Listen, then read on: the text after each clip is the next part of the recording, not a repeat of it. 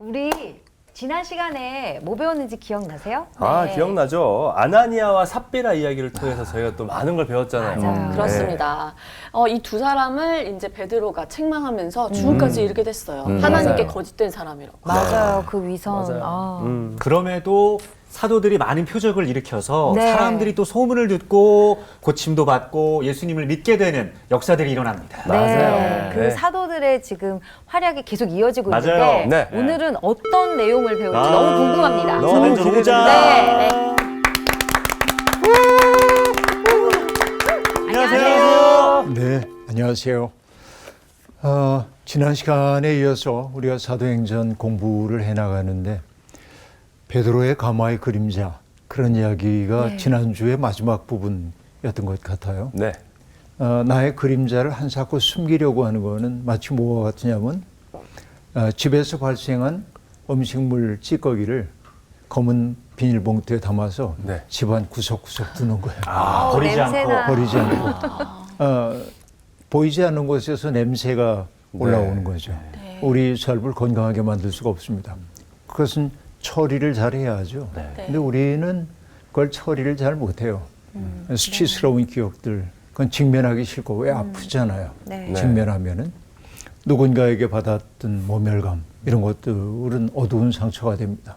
그래서 우리가 해야 할 일은 그 모든 우리의 마음들을 하나님 앞에서 끄집어내고 하나님이 치유해 주시길 바라는 일들이 필요한데, 그러니까 베드로의 경우에도 주님을 3번씩이나 부인했던 그 부끄러움의 기억들, 이게 깊은 상처가 될 수 있습니다. 내상을 입은 거죠. 네. 그런데 주님은 그걸 직면하도록 해주셨고 그래서 그거를 창조적으로 바꿔주셨어요. 그러자 그림자가 오히려 뭐가 되냐면은 발돋움할 수 있는 더 큰 계기가 되죠. 그래서 베드로의 그림자라도 덮이기를 바라고 사람들이 병든 사람들을 길거리에 갖다 놓았다. 이 얘기는 그냥 평범한 이야기처럼 들리지 않고 네. 이런 놀라운 변화의 사건 때문임을 알 수 있게 되는데요. 그러니까 많은 사람들이 그리스도께서 베드로를 통해서 일으키시는 기적에 깊은 감동을 합니다. 그럼 모든 사람들이 좋아했을까요? 이런 현실을 바라보면서 그렇지 않습니다. 질시의 눈으로 바라보고 있는 사람들이 있습니다. 대중들의 시선이 자기가 아닌 다른 이들에게 가는 것을 견디지 못하는 사람들이 있습니다. 자기가 역사의 주역이라고 생각하는 사람들입니다. 오늘 수업 사도행전 13강 박해 시작. 오늘 공부할 부분을 한번 볼 텐데요. 사도행전 5장 17절부터 공부하는데 17절부터 우리 26절까지 정훈 학생이 읽어주세요.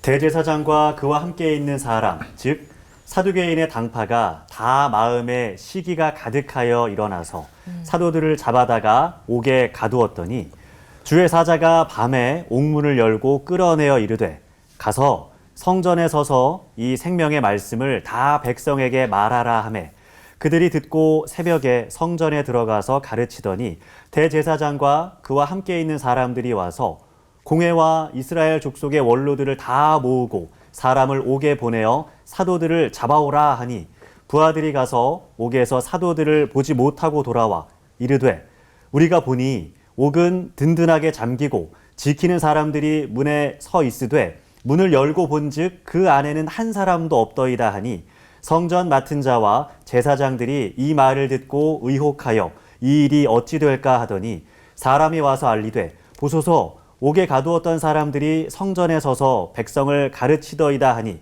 성전 맡은 자가 부하들과 같이 가서 그들을 잡아왔으나 강제로 못함은 백성들이 돌로 칠까 두려워함이더라. 네, 대제사장과 그와 함께 있는 사람, 곧 사두개 사람의 당파가 마음에 시기가 가득했다라고 말합니다.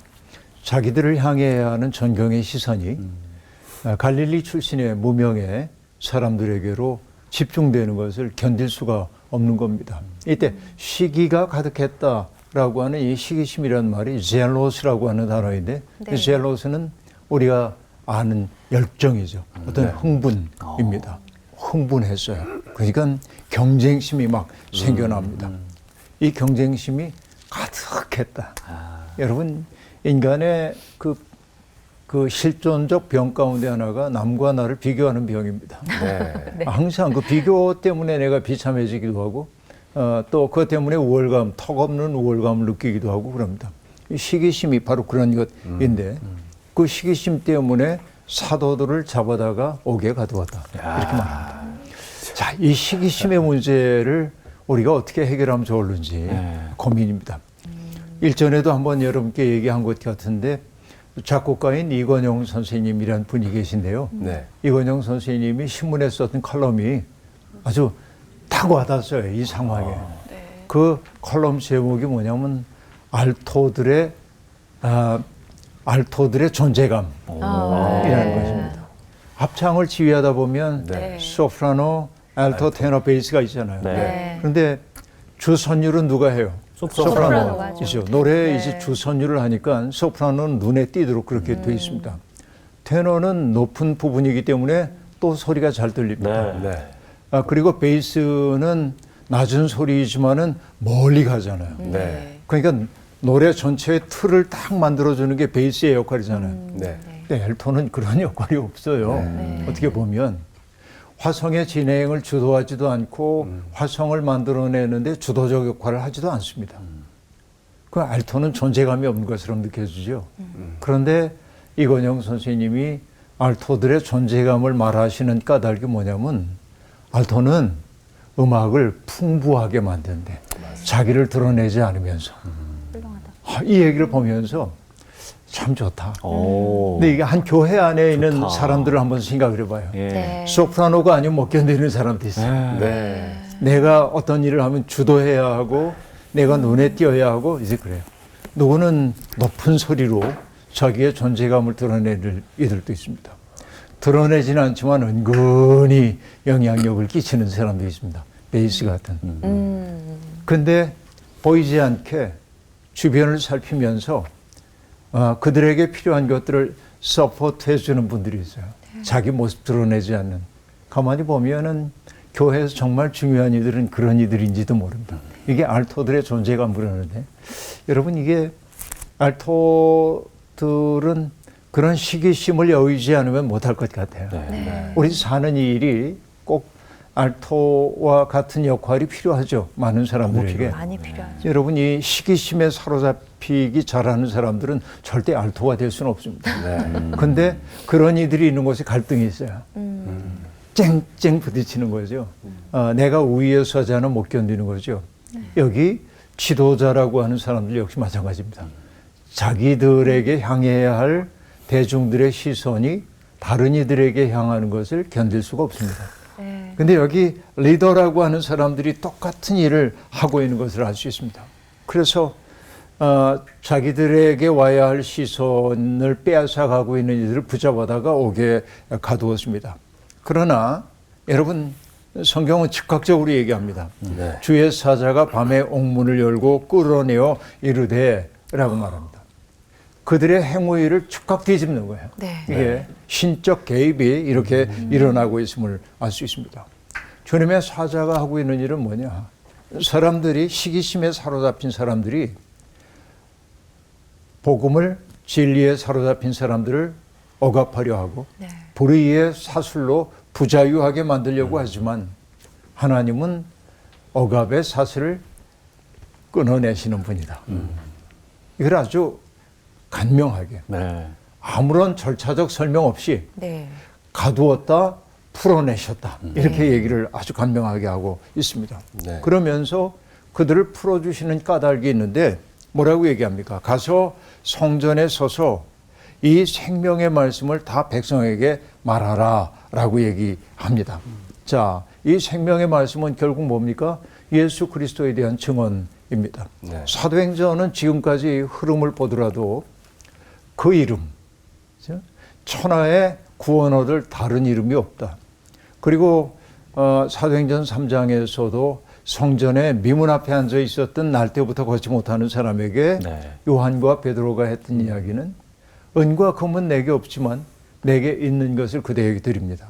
곧 나사렛 예수의 이름으로 일어나 걸어라 라고 얘기하는데 바로 그 이름, 그 생명의 말씀, 예수 그리스도의 가르침과 그분의 삶에 대해서 성전에 서서 가르쳐라 라고 말합니다. 자, 이쯤 되면 사도들은 두려움을 느낄 수도 있습니다. 아니, 금방 붙잡혀서 감옥에 있었는데 감옥에서 벗어나서 또 성전에 가서 나를 위협에 노출시키라고? 아, 하나님 해도 너무하십니다. 저들의 그 서슬퍼런 미움이 좀 가신 다음에 하면 안 될까요? 그럴 수 있잖아요. 네네네. 그런데 사도들은 지시받은 말씀 그대로 그들이 듣고 새벽에 성전에 가서 가르치더니 야, 새벽에 들어갔어. 강렬했구나. 완전히 이 사람들이 변화되었습니다. 네. 죽으나 사나 나는 죄의 것이라 이 태도가 그들에게 있는 것을 알 수 있습니다. 그들은 더 이상 달아나지 않습니다. 성령 강림의 사건을 경험한 다음에 그들은 굳건한 사람이 되었습니다. 그래서 지난주에 얘기했던 것처럼 성령에 충만한 사람들의 특색이 뭐였어요? 독립의 사람이 되는 거고 네. 독립이라고 한 말 속에는 홀로 독자와 설립자가 있으니까 선 사람, 일어선 사람이 되는 거죠. 누구도 굴복시킬 수가 없습니다. 이게 성령의 충만함의 특색입니다. 자, 그렇게 이제 성전에 들어가서 가르치고 있는데 그 사실은 까맣게 모르는 대제사장들과 함께 있는 사람들이 공회를 소집합니다. 산헤드린 공회를 소집하고 그리고 이스라엘의 원로들을 다 소집한 다음에 네. 사람을 옥에 보내어서 어제 잡아 가두었던 사도들을 끌고 오라고 명령합니다. 네. 그래서 부하들이 가 보니까 없어요. 죄수들이 없는 겁니다. 그래서 그들이 보고합니다. 당혹감이 느껴집니다. 뭐라고 말하냐면 우리가 보니 옥은 든든하게 잠기고 지키는 사람들이 문에 서 있지만 문을 열고 보니까 한 사람도 그 안에 없습니다. 자, 문은 잠겨 있습니다. 네. 네. 또 파수하는 사람들도 거기에 있어요. 그대로 있습니다. 네. 그런데 안에 사람이 없어. 얼마나 당혹스러웠을까요? 네. 그것을 그대로 보고합니다. 그러자 사람들이 다 당혹감을 느낍니다. 성전 경비대원들도 그렇고 제사장들도 그렇고 이게 어떻게 될 일일까 당혹감을 느낍니다. 그런데 일단의 사람들이 달려와서 보고를 하는 거예요. 네. 뭐라고 얘기합니까? 옥에 가두었던 사람들이 성전에 서서 가르치더이다. 그렇죠? 네, 그렇게 얘기합니다. 그러자 성전을 맡은 자, 곧 경비대 대장이 부하들과 같이 가서 사도들을 잡아오는데 그러나 강제로 수갑에 채워서 데려오지는 못했다. 네. 그 얘기입니다. 네. 왜? 백성들이. 백성들이 사도들에 대한 신뢰가 너무 깊었기 때문에 네. 함부로 할 수가 없고 그러니까 백성들이 혹은 돌로 들어서 자기들을 칠까 두려워서 그렇게 하지 못했다. 이 얘기가 쭉 등장하고 있습니다. 그 다음에 27절부터 32절까지 나오시. 네. 그들을 끌어다가 공회 앞에 세우니 대제사장이 물어 이르되 우리가 이 이름으로 사람을 가르치지 말라고 엄금하였으되 너희가 너희 가르침을 예루살렘에 가득하게 하니 이 사람의 피를 우리에게로 돌리고자 함이로다. 베드로와 사도들이 대답하여 이르되 사람보다 하나님께 순종하는 것이 마땅하니라.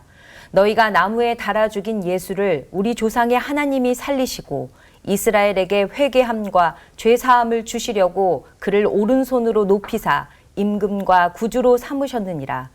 우리는 이 일의 증인이요 하나님이 자기에게 순종하는 사람들에게 주신 성령도 그러하니라 하더라. 네, 드디어 신문대 앞에 제자들이 섰습니다. 네. 그러자 이제 신문이 시작됩니다. 우리가 이 이름으로 자, 이 사람들은요 나사렛 예수라고 하는 이름을 입에 담기도 싫어요. 네.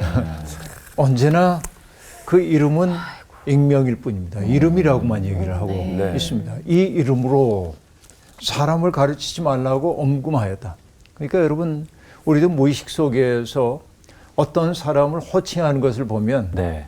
그를 향한 나의 마음을 느낄 수가 있을 네. 때가 네. 아주 많이 있습니다. 그러니까 우리가 이 이름으로 나사렛 예수의 이름입니다. 그러니까 이런 표현 자체 속에서 우리는 그들의 마음을 읽을 수가 있는데 그런데 놀라운 건 뭐냐면 유대인들은 하나님의 이름을 함부로 부를 수가 없었잖아요. 네. 그래서 YHWH 그럼 야훼라고 우리가 발음을 하지만은 모음을 붙여가지고 사람들은 자음으로 YHWH 그러니까 발음할 수가 없어요. 자음만 있으면. 그것을 사람들은 뭐라고 했냐면 신성사문자 그래요. 거룩한 이름을 발설할 수가 없어. 그 야훼 이름이 들어가는 곳에서는 사람들이 이름으로 얘기해요. 그분. 그러니까 야훼 함부로 얘기 못해요. 그러니까 그들이 운연중에 예수 그리스도가 신적 존재임을 나타내고 있는지도 모릅니다. 놀랍게도. 네. 역설적으로. 그렇게도 이제 볼 수가 있겠는데. 아이고. 근데 여기에 우리가 이 이름으로 사람들을 가르치지 말라고 엄금하였으되 너희가 너희 가르침을 자 여기에 참 재미난 표현이 등장합니다. 우리가 너희 그리고 너희 가르침 이렇게 얘기해요. 우리가 엄금하였다. 자 이게 부정과거입니다. 네. 이렇게 이제 대칭이 되는 거예요. 네. 우리가 너희에게 엄금했어 이미. 네. 그런데 너희가 너희의 가르침을 사람들에게 가르쳐서 예루살렘에 가득하게 하니 자 예루살렘에 가득해요.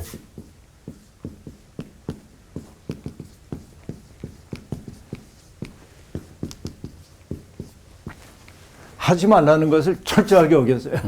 예루살렘에 이 가르침이 가득 차게 만들어서 이 대칭이 되고 있습니다. 네. 그들은 뭐냐면 자기들이 가지고 있는 권위를 가지고 엄금하면은 작동할 거라고 믿었습니다. 그러나 우리는 사도들이 했던 이야기를 기억하고 있습니다. 뭐라고 얘기하냐면 당신들의 말을 듣는 게 옳은지 하나님의 말씀을 듣는 게 옳은지 판단해 보십시오. 우리는 듣고 본 바를 말하지 않을 수가 없습니다. 라고 말합니다. 엄금이 작동되지 않습니다. 이것이 너희들이 하는 일이에요. 그리고 그들은 굳이 예수의 가르침을 너희 가르침이라고 네. 그렇게 이야기를 하고 있습니다. 그런데 이 베드로를 비롯한 일행들에게는 그들을 통하여 말씀하시는 분이 주님이시기 때문에 너희 가르침이라는 말은 바른 말이 아닙니다. 그러나 굳이 그렇게 뭐랄까 수준을 낮추고 싶은 마음이 네. 있는 거죠. 그런데 이 가르침으로 예루살렘에 가득하게 했다.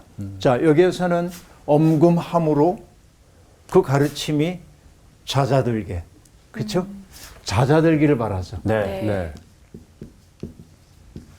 그런데 여기 가득했어. 이게 정말 놀라운 이야기입니다. 가르침을 예루살렘에 가득하게 했다라고 얘기하므로 현재 완료형이에요. 지금은 이렇게 돼 있다. 그런데 이런 가르침을 너희들이 굳이 계속하고 있는 까닭은 그들이 파악을 하는 거예요. 정세 파악을. 이 사람의 피에 대한 책임을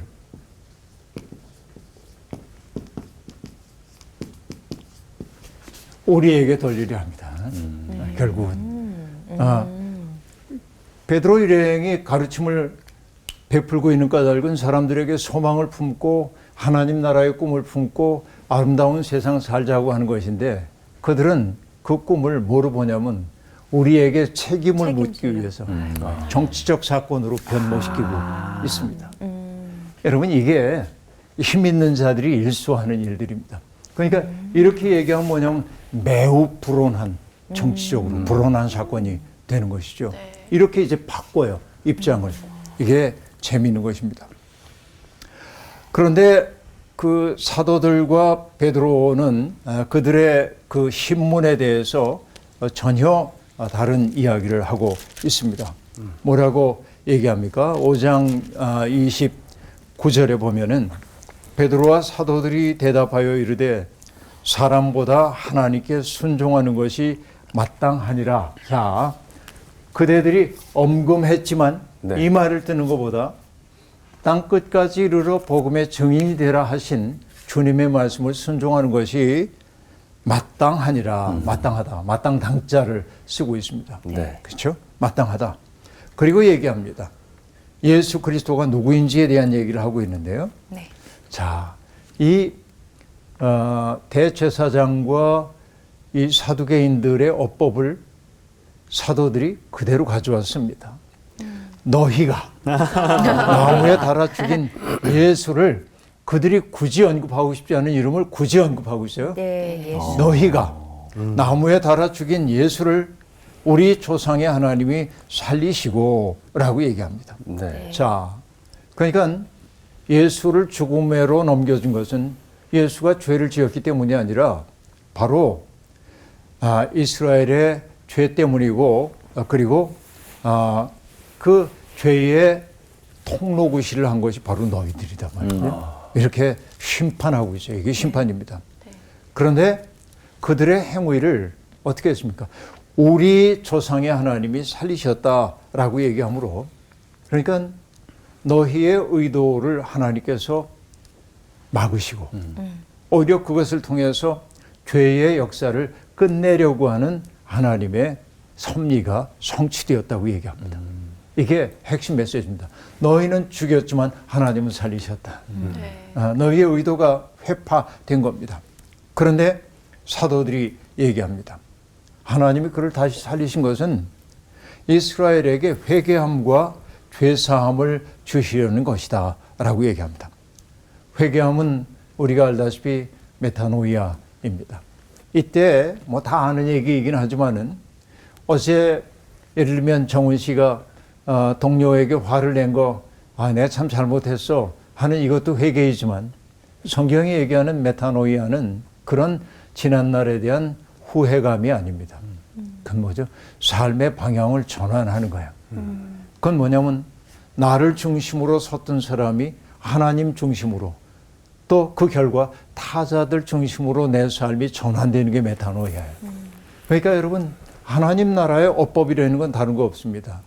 내가 중심이 아니라 하나님이 중심이 되는 삶으로 나를 바꿔가는 거예요. 이게 메타노이아입니다. 그러니까 예수 그리스도가 가르쳐 줬던 것은 바로 그런 삶이란 말이죠. 그 다음에 죄사함이라고 얘기하는데 아페시스 하마티아라고 얘기하는데 하마르티아라는 게 바른 길에서 벗어났다라고 한 뜻인데 바른 길에서 벗어났던 사람들이 바른 길로 다시금 접어들게 만들기 위해서 우리 조상의 하나님이 예수를 다시 살리셨다. 놀라운 얘기를 하고 있습니다. 네. 예수라고 하는 존재는 결국 뭐예요? 모든 사람들이 하나님을 등지고 살아왔다고 한다면 하나님을 향하여 서게 만들고 인생이 지향해야 할 목표를 잃어버린 채 허둥거리고 살았다고 한다면 인생의 목표가 무엇인지를 올곧게 보도록 하기 위해서 하나님은 예수를 다시 살리셨다. 그렇게 얘기하고 있습니다. 그리고 살리셨을 뿐만 아니라 그를 높이셔서 보좌의 오른쪽으로 높이셨어요. 그리고 그를 임금과 구주로 삼으셨느니라 라고 얘기합니다. 네. 여기 임금이라는 건 아르케가스라고 한 말인데 뭐랄까 가장 높은 리더. 우리 인생의 가장 높은 리더로 삼아주셨고 구주라고 하는 것은 소테르인데 그건 뭐냐면 나 스스로가 구원을 획득할 수가 없어요. 네. 인간은. 네. 구원이라고 하는 것은 우리에게 주어지는 것입니다. 그러니까 예수 그리스도가 우리에게 구원을 주시고 우리가 가야 할 길 저기로 가자라고 얘기하는 임금이 되게 하셨다. 짤막하지만 예수 그리스도에 대한 아주 강력한 메시지가 네. 여기에 담겨 있음을 알 수 있습니다. 그리고 사도들이 얘기합니다. 우리는 이 일의 증인이요. 하나님이 자기에게 순종하는 사람들에게 주신 성령도 그러하니라. 자, 우리도 증인이에요. 그런데 우리만 증거하는 게 아니다. 성령께서도 그분이 누구인지에 대한 증인이다. 네. 두 사람 이상이면 증언이 신빙성이 있는 것이 되잖아요. 네. 그러니까 우리들만의 진술이 아니라 성령께서 이것을 확증해 주셨다. 여러분 짤막하지만 어마어마한 밀도가 있는 메시지가 네. 여기에 네. 주어지고 있음을 알 수 있습니다. 그 다음 대목으로 가는데요.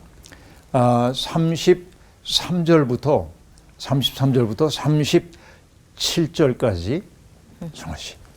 그들이 듣고 크게 노하여 사도들을 없이 하고자 할세 바리새인 가말리엘은 율법 교사로 모든 백성에게 존경을 받는 자라. 공회 중에 일어나 명하여 사도들을 잠깐 밖에 나가게 하고 말하되 이스라엘 사람들아 너희가 이 사람들에게 대하여 어떻게 하려는지 조심하라. 이전에 드다가 일어나 스스로 선전하매 사람이 약 400명이나 따르더니 그가 죽임을 당하매 따르던 모든 사람들이 흩어져 없어졌고 그 후 호적할 때에 갈릴리의 유다가 일어나 백성을 꾀어 따르게 하다가 그도 망한즉 따르던 모든 사람들이 흩어졌느니라.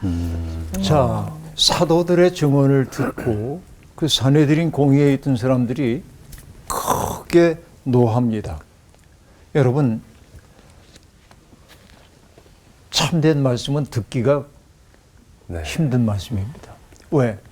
나의 허위의식을 드러나게 만드는 말들은 듣기가 고통스럽죠. 그래서 사람들은 참 소리를 별로 좋아하지 않습니다. 네. 참말을. 그래서 사람들은 참말보단 아첨하는 말을 좋아하는데 그들은 사도들의 말이 진실인지 아닌지를 객관적으로 생각하고 성찰의 계기로 삼기보다는 그 말 자체가 자기들에 대한 공격으로 이해를 하는 것입니다. 이게 인간 세계의 어려움 가운데 하나인데 예를 들면 뭐 성원 씨가 어떤 얘기를 했는데 내가 정반대되는 견해를 얘기하면 저분은 나하고 생각이 다르구나. 근데 어느 게 더 옳은 얘기일까? 이렇게 판단하면 좋은데 우리는 즉시 내 견해에 반대하는 사람을 보면 불편해져서 그 사람이 나를 공격하는 걸로 여겨요. 나하고 견해를 섞어놓고 생각할 때가 많이 있습니다. 네. 그러니까 우리가 메시지 가지고 얘기를 나누기보다는 전략이 뭐냐? 메신저를 공격하는 거예요. 너 말하는 태도가 그게 뭐야? 너 나이 몇 살이야? 그렇게 얘기해도 되는 거야? 아주 버릇이 없어. 이렇게 이제 메신저를 공격하는 거입니다. 우리 일수 경험하는 바입니다. 이게. 근데 종교 지도자라고 하는 사람들 다를 바가 없습니다. 지금 보니까. 네. 그 말이 우리에게 주고 있는 말의 진실성 이런 것들을 가지고 자기를 성찰하기보다는 그 말이 자기를 공격하는 말로 이해를 하고 그렇기 때문에 즉각적으로 방어 기제를 작동하고 있음을 알 수 있습니다. 그래서 여러분 우리가 어떤 사람이 영적으로 깊어진다고 하는 것은 자아를 많이 여의는 거다. 내 늘 그 얘기를 하는데 이게 참 쉽지가 않아요. 네. 아라고 하는 글자 이렇게 써보면은 이 손수에다 창과자가 있거든요. 이렇게 네. 손에 창을 들고 있는 모습이란 말이에요. 네. 자아가 강한 사람은 자기를 지키려고 그래요. 이 국가라고 하는 것도 똑같잖아요. 이렇게 여기도 창과자가 있잖아요. 네. 그죠? 네. 그러니까 나라라고 하는 게 이렇게 창을 들고 뭔가를 지키는 모습이라고 볼 수 있는데 그러니까 자아가 강한 사람일수록 내가 훼손되는 것을 견디지 못합니다. 그러니까 누군가가 나의 권리를 침해하는 것처럼 보이고 내가 가지고 있는 기득권을 손상시키는 것처럼 보이면 그가 하는 말의 진실성과 상관없이 그 사람은 나의 적이에요. 이게 그대로 여기도 드러나고 있습니다. 이 마음을 버리기만 해도 우리가 꽤 나은 사람이 되는데 어쨌든 그래서 그들이 뭘 하려고 하냐면 화가 나가지고 네. 사도들을 없이 하고자 한다. 기세 등등. 그런데 여러분 어떤 곳에도 꽤 괜찮은 사람이 한두 사람이 있게 마련입니다. 한 사람이 있었습니다. 바리새인 가말리엘이라고 하는 사람입니다. 우리는 가말리엘의 이름을 좀 압니다. 왜냐하면 바울 사도가 가말리엘의 문화에서 공부를 했다고 하기 때문에 그렇습니다. 네. 그러니까 가말리엘을 소개하고 있는데 그는 율법 교사이고 모든 백성에게 존경을 받는 사람이라 하고 말합니다. 자, 여러분 이 가말리엘은 어떤 사람이냐면 예수님 그 당시에 그 팔레스타인의 1세기에 유대교의 그 랍비들 가운데 두 개의 학파가 유명합니다. 하나는 힐렐 학파라는 게 있고요.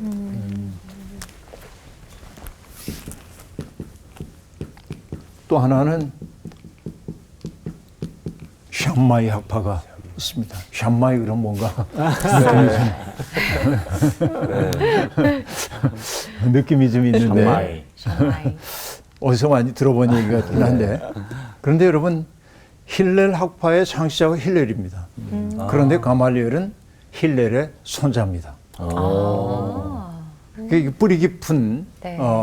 바리새파 가문의 랍비 전통을 가지고 있는 사람이에요. 그러니까 오랫동안 공부를 해온 사람입니다. 네. 근데 둘 다 바리새파에 속하긴 하는데 힐렐도 그렇고 샴마이도 그렇고 힐렐 학파는 조금 온건합니다.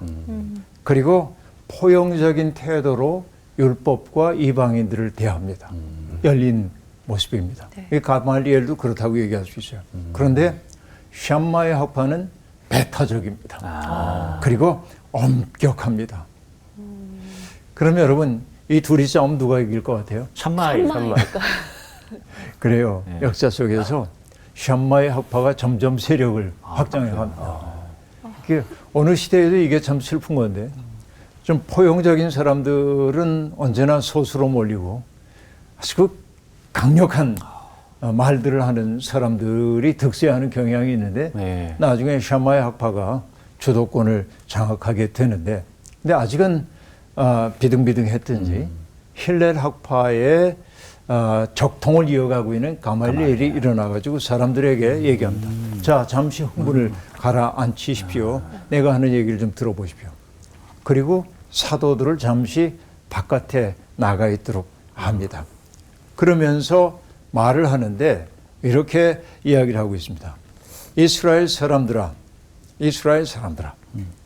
이 사람들을 조심스럽게 다뤄야 한다라고 얘기합니다. 함부로 대하지 말아야 한다라고 말하면서 역시 공부를 많이 한 사람답게 과거의 선례를 끌어옵니다. 네.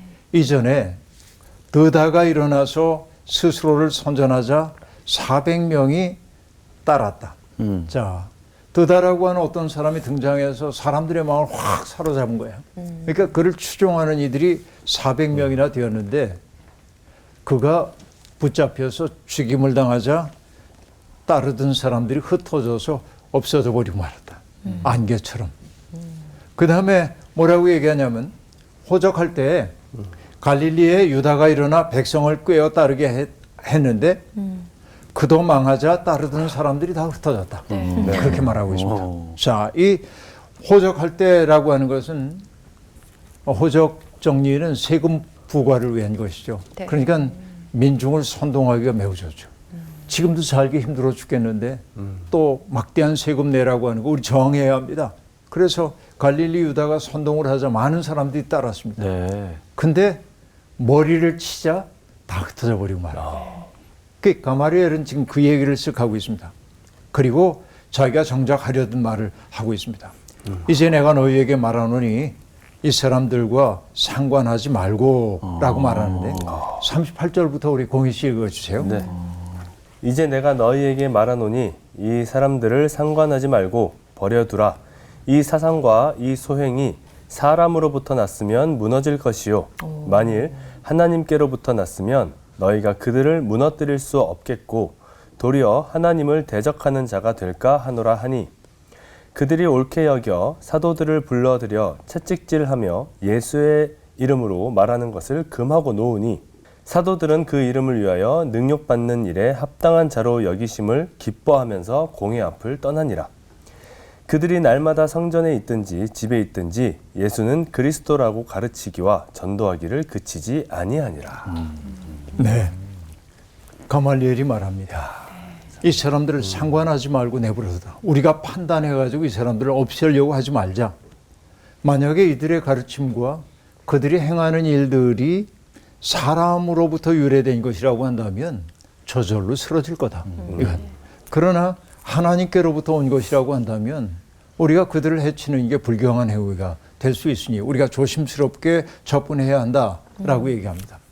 그러자 설득이 됐어요. 네. 네. 그래서 공의회가 사도들을 풀어주기로 작정을 합니다. 그런데 그냥 내보내질 않으니까. 왜 때리고 그래. 왜 때려? 그렇죠. 네. 그래서 채찍질하며 예수의 이름으로 말하는 것을 금하고 놓으니라고 말합니다. 또다시 엄금하고 있는 거예요. 아, 네. 다시는 예수의 이름으로 말하지만. 그러니까 여러분, 매를 맞아본 사람들은요, 매 맞음에 대한 기억이 있어요. 몸에 새겨진 기억이 네. 우리에게 있습니다. 그러니까 제일 아픈 게 뭔지 아세요? 맞은 자리 또 맞는 거. 트라우마 진짜. 네, 트라우마가 생기죠. 네. 그러니까 또 매질하여 보냈다고 하는 것은 공포의 기억을 몸에 새겨주기 위한 것이에요.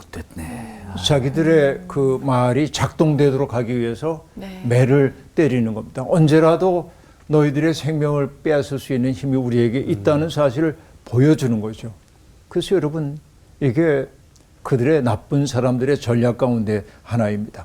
그리고 풀려났어요. 네. 그럼 여러분, 대개는 우리가 하나님 믿는 사람으로 정말 하나님의 뜻대로 전하라는 말씀 전하다가 매를 맞고 그러면 우리 이렇게 얘기할 수 있습니다. 하나님, 해도 너무하십니다. 당신의 말씀 전하라고 해서 저는 다만 열심히 전했는데 그 대가가 이겁니까? 내가 이렇게 매를 맞아야 합니까?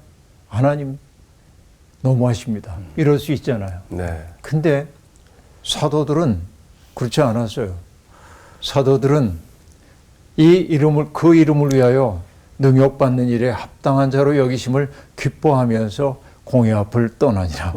여러분, 위협이나 매질에도 그들은 흔들리지 않았습니다.